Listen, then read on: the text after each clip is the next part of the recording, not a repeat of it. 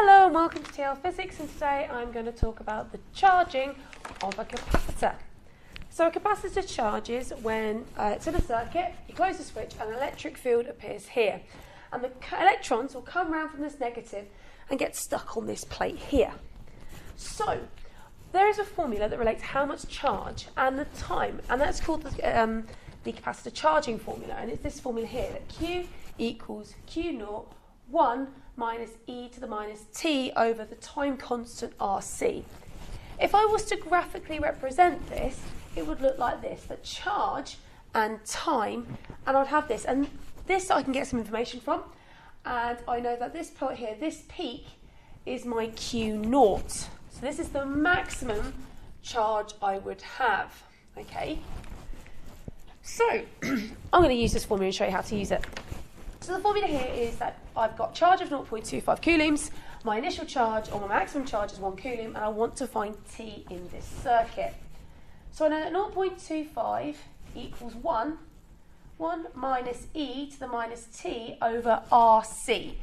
And I don't put that, I actually multiply what RC is here. So RC is 2 times 10 to the 3 times 2 times 10 to the minus 3, which equals 4.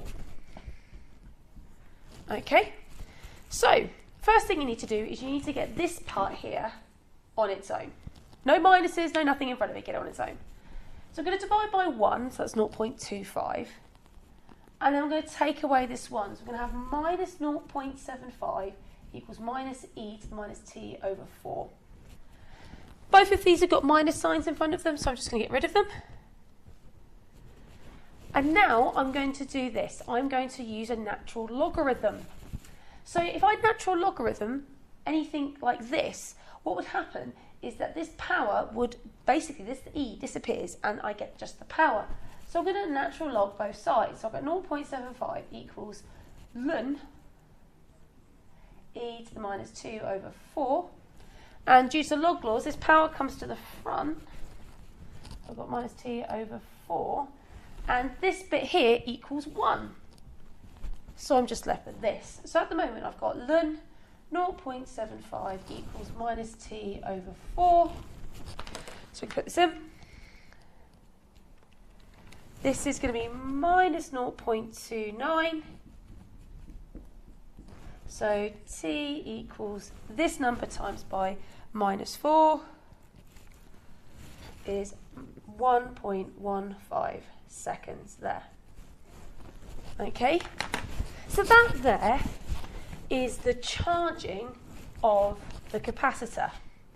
So this battery here, and the switch is closed, an electric field, and the electrons. So this is the charge that's on it. Now, I know that charge equals C times V, and in this case, the capacitance is constant. So I know the charge that is on the capacitor is proportional to the potential or the electric field on the capacitor. So this means I can replace my letter Q for my letter V. So I end up with V equals V naught 1 minus e to the minus t over RC.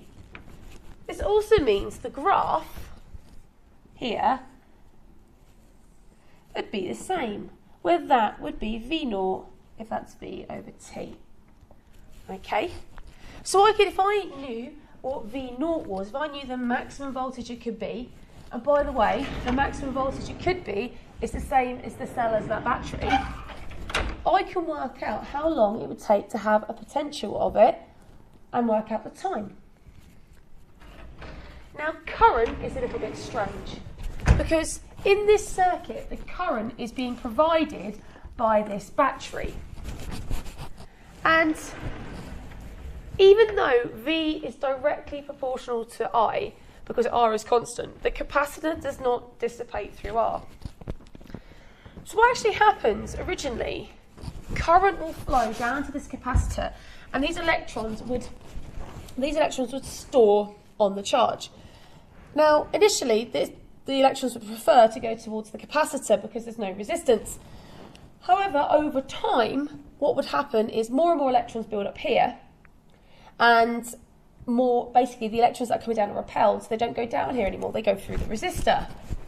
So if I actually looked at the current through the resistor at this point, it would look like this, that after a while, after a time, I would have a current going through it, a peak current. However, this is not the current, so this is the equation here that I've just literally replaced I with Q here. But this is not what's happening to the capacitor. The current of the capacitor is actually decreasing over time and tending towards zero. So the way I can relate the current in the capacitor is exactly the same with the discharging formula for the current in the capacitor as well. Okay. So this discharging capacitor formula is also used for the charging of the capacitor, and it's also to do with the fact that in the circuit, the current is being supplied. This circuit, the charging circuit, the current is being supplied by the battery. Okay.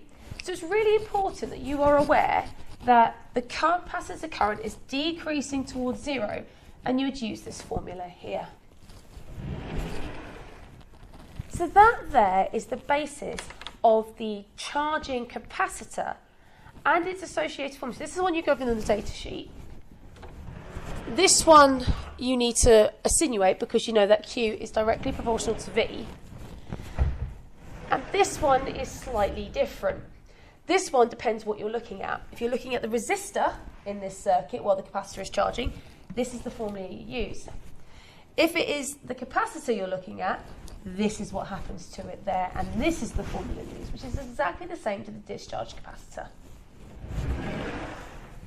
So that there is a charging capacitor.